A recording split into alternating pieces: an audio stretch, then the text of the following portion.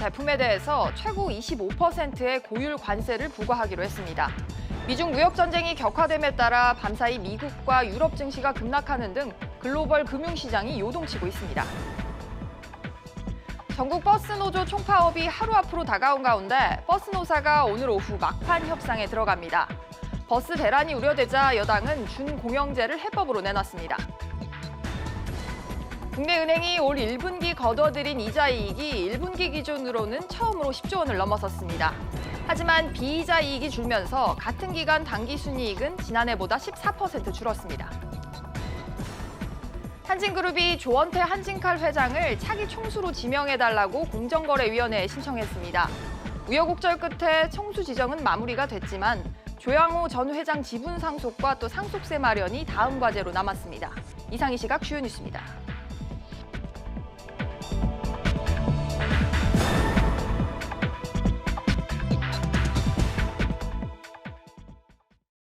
첫 소식입니다.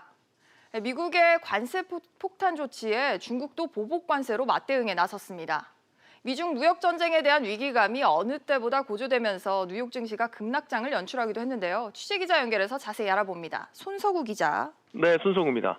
네, 손 기자, 패닉 장세의 배경이 된 중국의 보복 관세 조치 이거 어떻게 이루어졌습니까? 네, 중국 정부는 총 600억 달러 규모의 미국산 제품에 대해 다음 달 1일 오전 0시부터 5에서 최대 25%의 관세를 부과할 방침이라고 밝혔습니다. 중국의 이번 조치는 미국 정부가 지난 10일 새벽 자정부터 2천억 달러 규모의 중국산 수입품의 관세율을 25%로 인상한 데 따른 보복 조치입니다. 도널드 트럼프 대통령이 트위터를 통해 중국을 향해 보복하지 말라고 공개 경고한 지 약 2시간 만에 이뤄졌습니다. 중국 정부는 성명에서 다변주의를 지키고 합법적인 권한을 지키기 위해 추가 관세를 부과하게 됐다며 보복관세 조치가 불가피한 결정이었음을 강조했습니다. 중국 보복관세 조치 여파로 미중 무역 전쟁에 대한 위기감이 고조되면서 오늘 뉴욕 증시는 3대 지수 모두 2% 넘게 급락했습니다.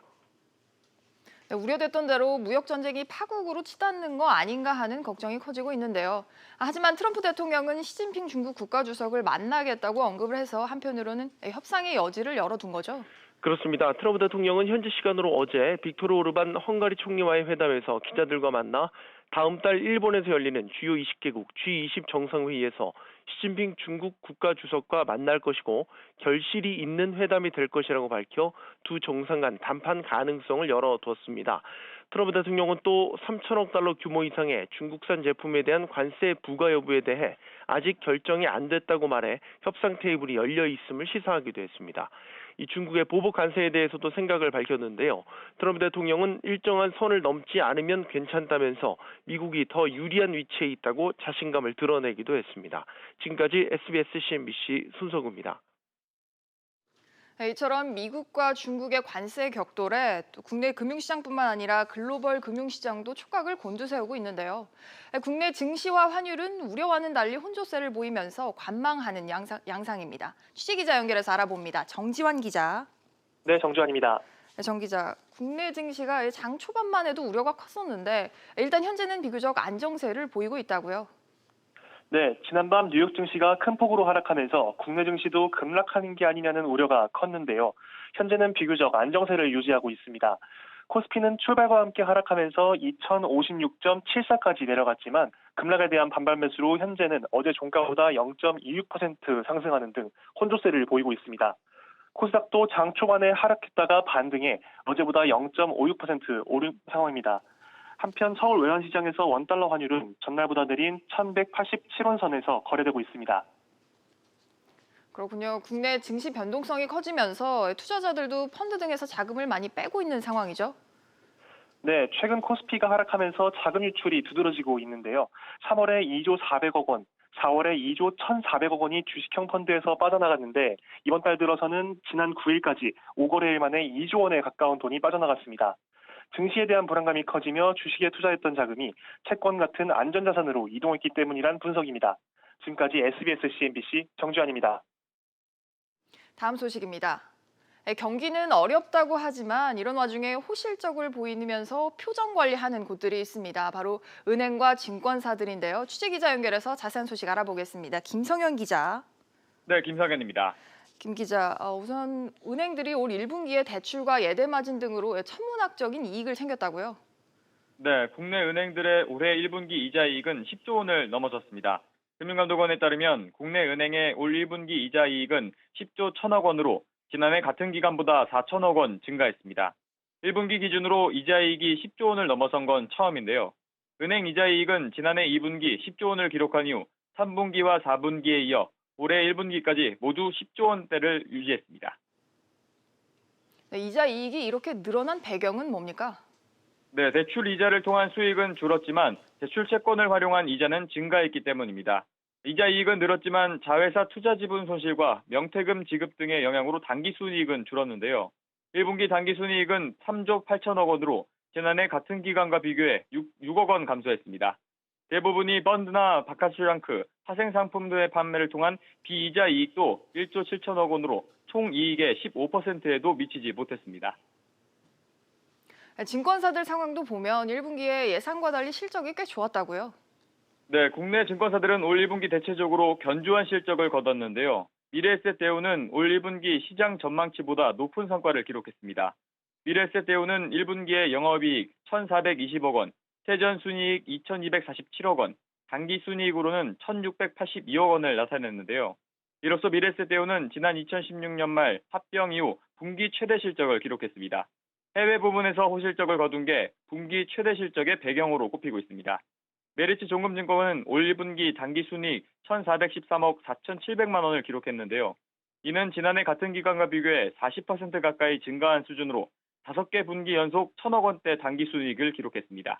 SBS CNBC 김성현입니다. 국제 유가 상승과 또 달러 강세 영향으로 수출 물가가 석 달째 상승했습니다. 하지만 우리 수출 주력 품목인 반도체의 수출 가격은 9개월째 하락했습니다. 취재기자 연결해서 자세히 알아봅니다. 김영교 기자. 네, 김현규입니다. 김 기자, 수출 물가가 얼마나 올랐습니까? 네, 한국은행이 발표한 지난달 수출 물가지수는 83.48로 한 달 전보다 0.5% 올랐습니다. 수출 물가는 올 2월과 3월 각각 0.2% 상승하다가 지난달 상승세가 더 커졌는데요. 이번 오름폭은 2.5% 오른 지난해 7월 이후 9달 만에 가장 큽니다. 네, 수출 물가 상승폭이 이렇게 커진 이유는 뭐가 있을까요? 네, 원달러 환율과 국제유가 상승 영향이 컸습니다. 지난달 평균 원달러 환율이 1,140원 95전으로 한 달 전보다 10원 23전 올랐는데요. 환율이 크게 상승하면서 같은 달러 가격이라도 원화로 환산하면 더 높은 가격을 받고 판 셈이 됩니다. 여기에 국제유가도 6% 상승했습니다. 석탄, 석유 제품 등의 수출 물가가 3월 대비 4.6% 오르면서 공산품 수출 물가는 0.5% 올랐습니다. 하지만 우리 주력 수출 품목인 반도체는 가격이 이제 하락세를 이어갔죠. 네, 반도체 수출 물가는 5.2% 내리면서 지난 3월보다 낙폭을 키웠는데요. 그중에서도 D램 수출 물가가 9.9% 내리며 9달째 하락했습니다. D램의 수출 물가는 지난 1월 마이너스 14.9%를 넘어가며 하락폭이 줄어들었지만 지난달 다시 하락폭이 커졌습니다. 한국은행은 글로벌 IT 기업들의 재고 조정이 계속된 게 반도체 물가에 영향을 미쳤다고 분석했습니다. 네, 수입 물가도 짚어보죠. 수입 물가는 어땠습니까? 네, 수입 물가 지수는 88.91로 1.5% 상승하면서 넉 달 연속 오름세를 이어갔습니다. 석유 수출국 기구 오펙의 감산 등에 따른 국제유가 상승 영향이 컸다고 한은은 봤습니다. 한편 지난해와 비교하면 지난달 수출 물가는 0.4% 내리며 5개월 연속 하락했고 수입 물가는 4.8% 올라 1년 3개월째 상승세를 이어갔습니다. 지금까지 SBS CNBC 김현규입니다. 국제통화기금 IMF가 적극적인 재정 지출을 권고했습니다. IMF는 보고서를 통해서 한국이 상당한 재정 여력을 갖고 있다며 성장과 일자리 창출을 위한 추가 경정 예산 편성을 환영한다고 밝혔습니다. 또 한국 경제의 단기 성장세가 둔화하고 있다면서 노동시장과 상품시장 개혁이 필요하다고 덧붙였습니다. 초유의 버스 파업이 이제 하루 앞으로 다가왔습니다. 정부는 국비 지원 대신에 기금을 통해서 버스기사들의 임금 감소분을 지원하기로 했는데요. 이에 대해서 버스노사는 미흡하다는 입장을 내놓은 가운데 오늘 오후 막판 협상에 나서기로 했습니다. 취재기자와 좀 더 자세히 짚어보겠습니다. 조슬기 기자 나와 있습니다. 네, 조 기자. 네. 버스 파업을 이렇게 하루 앞두고 오늘 오후에 버스 노사가 이제 최종 담판을 벌이죠. 그렇습니다. 이 서울과 경기, 부산 등 이 전국 버스 9개의 노사가 오늘 막판 협상에 돌입합니다. 서울시 버스노조와 서울시 버스 운송사업조합은 오늘 오후 3시 서울지방노동위원회에서 2차 회의를 열고 주 52시간제 시행에 따른 임금 협상과 정년 연장 협상을 벌입니다. 노조는 오늘 자정까지 최종 합의에 이르지 못하면 내일 새벽 4시 첫 차부터 운행을 중단할 방침입니다. 경기도 역시 버스업체 노조와 사측이 파업 전 마지막 조정회의를 오늘 밤 10시쯤 열 예정이고요. 부산 버스 노사도 오늘 조정회의가 결렬되면 쟁행위 연장 없이 내일 새벽부터 버스 운행을 중단할 계획입니다. 앞서 대구 버스 노조가 어제 저녁 광역단체 중 유일하게 임단협이 타결되면서 파업을 철회했습니다. 그런데 어제 홍남기 경제부총리가 노조 지도부를 만나기는 했는데 별 소득 없이 끝났나 봅니다. 네, 그렇습니다. 그간 이 버스 노조가 주장해왔었던 이 주 52시간제 도입에 따른 근로자 임금 감소분을 이 정부 지원으로 국비로 지원해달라는 방안에 불가 입장을 밝혔습니다. 대신 500인 이상 버스 사업장에 그 350억 원 규모의 정부 기금을 활용해서 2년 동안 임금 지원을 약속했고 요금 인상도 유도하기로 했습니다. 그러나 이 핵심인 국비 지원, 그러니까 정부 돈으로 직접 지원하는 내용은 여전히 빠져 있다는 점에서 협상이 여전히 지지부진한 상태에 놓여 있습니다. 요금 인상 유도 역시 협상 주체인 지자체마다 사정이 각각 다르고 버스기사 충원 등 여러 안건이 맞물려 있어 조율이 쉽지 않은 상황입니다. 짚어주신 것처럼 정부는 국비 지원은 직접적으로 없다라고 했는데 정치권에서 내놓는 해법은 좀 다른 것 같아요. 네, 그 여당인 더불어민주당에서 어제 지자체가 버스업체의 운송 수입을 관리하면서 적자가 발생하면 이 재정으로 메워주는 이 버스 준공영제 카드를 꺼냈기 때문입니다. 버스 준공영제가 실시되면 이 버스 회사들이 안정적인 재정 확보를 통해서 회사 경영 개선은 물론 적자 노선에 대한 감차 방지와 또 처우 개선, 직원 처우도 개선되는 효과가 있습니다. 하지만 비용을 부담하는 주체인 지자체들의 재정은 분명 나빠질 수밖에 없습니다. 그렇군요. 그렇다면 준공영제가 시행이 되면 재정 부담은 얼마나 늘어나는 겁니까? 네, 버스 회사에 추가 투입되는 보조금만 이 조 단위에 이를 것으로 전망되고 있습니다. 사회공공연구원 조사 결과를 좀 살펴봤는데요. 준공영제를 도입한 8개 지자체에서 작년 한 해에만 1조 652억 원의 예산이 투입된 것으로 지금 화면에 나오는 것처럼 파악되고 있습니다. 결국 이 지자체가 버스 회사의 적자를 보존해주기 위해서는 이 중앙정부의 재정 지원 없이는 사실상 불가능하다 이런 뜻인데요. 버스 대란이 임박하자 이 국민 세금으로 문제를 해결하려 한다는 이 비판이 나오는 이유입니다. 네, 조 기자 잘 들었습니다. 현대자동차가 임금 체계를 개편하기로 했습니다. 2달마다 지급하던 정기 상여금을 앞으로는 매달 지급하겠다는 방침인데요. 노조는 반발하고 있습니다. 취재기자 연결해서 좀 더 자세히 들어보겠습니다. 권세욱 기자. 네, 권세욱입니다. 권 기자, 현대자동차가 앞으로 이제 임금 체계 개편에 나선다고요? 네, 현대차는 2달에 한 번꼴로 지급하던 상여금을 앞으로 매달 지급할 방침입니다. 이는 다음 달 말 최저임금 위반의 처벌 유예 기간이 끝나기 전에 바뀐 제도에 맞춰 임금 체계를 정비하기 위해서입니다. 현대차에 따르면 근로자 평균 연봉이 9,200만 원인 직원 가운데 7,200명의 시급이 최저임금에 미달합니다. 그러려면 노조와 협의를 거쳐서 취업 규칙을 바꿔야 하지 않습니까? 그런데 현대차 노동조합의 입장은 어떻습니까? 네, 현대차 노조는 회사가 일방적으로 상여금을 매달 분할해 지급하는 것은 단체 협약 위반이라고 주장하고 있습니다. 노조는 또 상여금을 매달 분할 지급하려 한다면 이 부분도 통상임금에 포함해야 한다고 사측과 맞서고 있는 상황입니다. 이런 가운데 현대차가 대형 SUV인 팰리세이드의 2차 추가 증상 검토에 들어갔다고요? 네, 현대차는 지난달 초 노조에 팰리세이드 추가 증산을 요청했습니다. 그만큼 팰리세이드가 잘 팔리고 있다는 건데요. 현대차 노사는 1차 증산의 합의에 지난달부터 월 생산 대수를 6천여 대에서 8천여 대로 늘린 바 있습니다. 이번에 또 사측이 증산을 요구했지만 노조는 선뜻 합의해주지 않겠다는 뜻을 밝혔습니다. 노조는 미국의 수입차에 대한 관세 부과 문제와 미국 현황 등을 확인해 종합적인 판단이 이뤄져야 한다고 주장하고 있습니다. SBS CNBC 권세욱입니다. 한진그룹이 그룹 총수 지정을 놓고 내부 이견을 겪은 끝에 조원태 한진칼 회장을 그룹 총수로 지정해달라고 공정거래위원회에 신청을 했습니다. 관련해서 취재기자 연결해서 들어보겠습니다. 윤지혜 기자. 네, 윤지혜입니다. 네, 윤 기자. 그간 한진그룹이 차기 총수를 확정하지 못해 왔는데 결국 장남을 회장으로 정하자고 신청을 했군요. 네, 한진그룹이 어제 총수 지정 관련 서류를 공정거래위원회에 제출했습니다. 공정위는 매년 동일인, 그러니까 대기업 집단의 총수가 누구인지 정하는데요. 그동안 한진 측이 동일인이 누군지 정하지 못해서 발표가 미뤄졌습니다. 내일 공정위 발표가 예정됐었는데 이를 앞두고 한진 측이 서류를 낸 겁니다. 다만 공정위가 먼저 조원태 한진칼 회장을 동일인으로 지정하기로 하고 한진에는 서류를 내라고 요구를 했기 때문에 이번 조 회장 동일인 지정은 공정위의 직권 지정이 됩니다. 네, 그렇다면 그동안 낌새가 있었던 내부 갈등은 정리가 다 된 거라고 볼 수 있을까요? 우선 공정위는 서류 검토를 거쳐서 내일 예정대로 한진그룹을 포함한 대기업 집단과 동일인 지정 내용을 발표할 예정이라고 밝혔는데요. 일단 한진 간의 경영권 분쟁은 당분간 수면 아래로 가라앉은 것처럼 보입니다. 다만 조 회장이 경영권을 안정적으로 확보하냐는 다른 문제일 수 있습니다.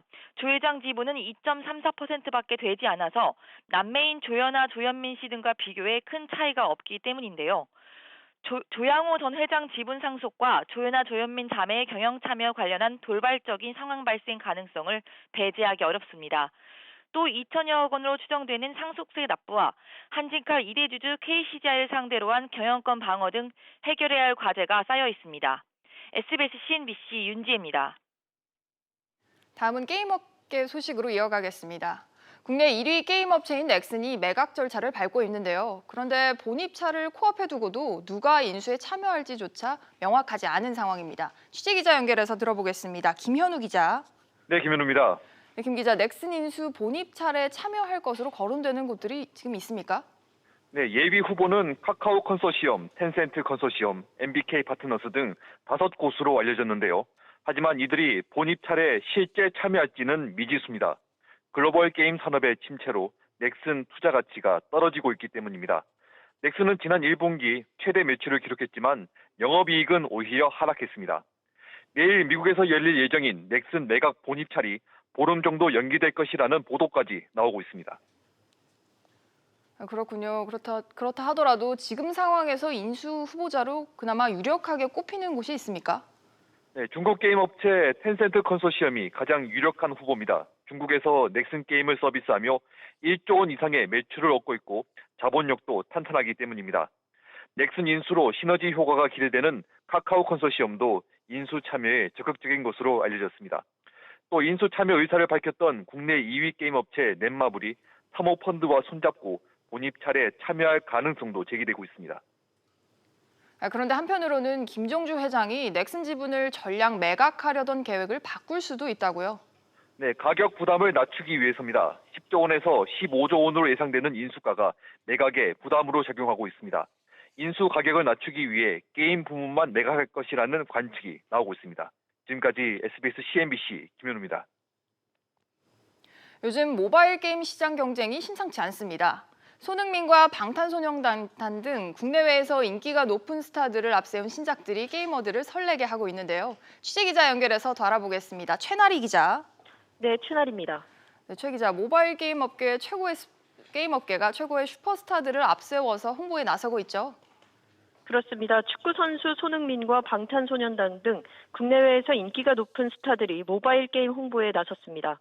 손흥민 선수가 홍보 모델인 시선게임즈 코리아의 무협 모바일 게임 영웅신검은 사전 예약을 시작했습니다. 사전 예약 참여자는 손흥민 친필 사인 유니폼을 받거나 팬사인회에 참여할 기회를 얻을 수 있습니다. 앞서 지난 10일 글로벌 사전 예약을 시작한 넷마블의 모바일 게임 BTS 월드는 방탄소년단을 소재로 해 화제가 되고 있습니다. 이렇게 슈퍼스타들을 홍보 모델로 사용을 한다면 어떤 시너지 효과를 기대할 수 있을까요? 네, 모바일 게임 업계가 선택한 모델들은 국내뿐 아니라 전 세계적으로 인기가 많은 스타들입니다. 따라서 국내는 물론 해외 시장 소비자들을 사로잡는 데 효과가 있을 것으로 분석되고 있습니다. 그렇군요. 모바일 게임 시장 전망도 짚어주시죠. 네, 모바일 게임 시장은 매년 성장 추세입니다. 게임 전문 시장 조사기관 뉴주는 모바일 게임 시장의 경우 연평균 26.8%씩 성장세를 보이며 2021년에는 약 114조 원 규모로 성장할 것으로 보고 있습니다. 최근 5G와 클라우드 서비스가 도입되면서 모바일 게임 시장은 더욱 탄력을 받을 것으로 기대되고 있습니다. 지금까지 SBS CNBC 최나리입니다. 금융당국이 추가로 발견된 이건희 삼성그룹 회장의 차명 계좌에 12억 원 상당의 과징금을 부과할 것으로 알려졌습니다. 금융위원회는 내일 정례회의에서 이 회장의 차명 계좌 보유 증권사들에 대한 과징금 부과 안건을 상정 또 의결하는 방안을 검토 중입니다. 이 회장의 차명 계좌는 복수의 증권사의 10개 안팎으로 개설된 것으로 전해졌습니다. 신동빈 롯데그룹 회장이 백악관을 방문해서 도널드 트럼프 미국 대통령과 면담을 가졌습니다. 트럼프 대통령이 취임 이후 백악관에서 국내 대기업 총수를 면담한 것은 이번이 처음입니다. 트럼프 대통령은 신 회장과 면담한 뒤 트위터를 통해 롯데가 루이지애나에 31억 달러, 우리 돈으로 3조 7천억 원을 투자했다면서 한국은 훌륭한 파트너라고 말했습니다. 지난달 주택담보대출이 2조 3천억 원 증가했습니다. 한국은행과 금융원, 감독원 등에 따르면 지난달 말 기준 주택담보대출 잔액은 619조 5천억 원으로 한 달 사이 이금융권에서는 1조 4천억 원이 줄었지만 은행권에서는 3조 6천억 원 늘었습니다. 주택담보대출이 증가한 배경에는 과거 분양 물량에 따른 집단대출 증가가 영향을 미친 것으로 풀이됩니다. 국내에서 유튜브를 가장 많이 보는 연령대는 50대 이상이라는 조사 결과가 나왔습니다. 앱 분석업체 와이즈앱은 지난달 전 연령대 가운데 50대 이상의 유튜브 사용 기간은 101억 분으로 가장 많았고 또 89억 분을 사용한 10대가 뒤를 이었다고 밝혔습니다. 50대 이상의 유튜브 사용 시간은 1년 사이 2배로 늘어서 국내 전체 유튜브 앱 사용 시간 388억 분 가운데 26%를 차지했습니다.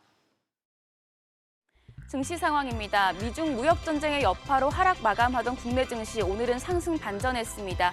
코스피 0.27% 오름세 2,082포인트, 코스닥은 0.4% 오름세입니다. 711포인트입니다.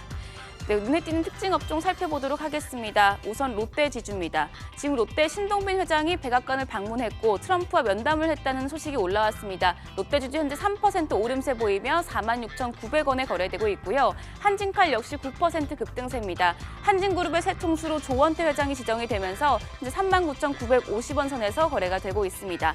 삼성바이오로직스 같은 경우에도 7.72% 오름세입니다. 지금 제재 효력 정지 가처분 신청에서 삼성바이오로직스가 또 다시 승소를 하면서 현재 30만 7천 원에 거래가 되고 있습니다. 반면에 현대차 같은 경우는 0.78% 내림세입니다. 최저임금 미달 사태를 막기 위해 상여금을 매달 지급하기로 했는데요. 이 소식에 현대차 현재 12만 8천 원에 거래가 되고 있고요. 마지막으로 넥슨 GT도 급락하고 있습니다. 넥슨 인수가 본 입찰이 내일입니다. 그런데 아직 새 주인이 누가 될지 미지수라고 하는데요. 넥슨 GT 현재 17.44% 내림세 보여주고 있습니다. 지금까지 증시 상황이었습니다. 네, 백브리핑 시시각각 여기서 마칩니다. 여러분 고맙습니다.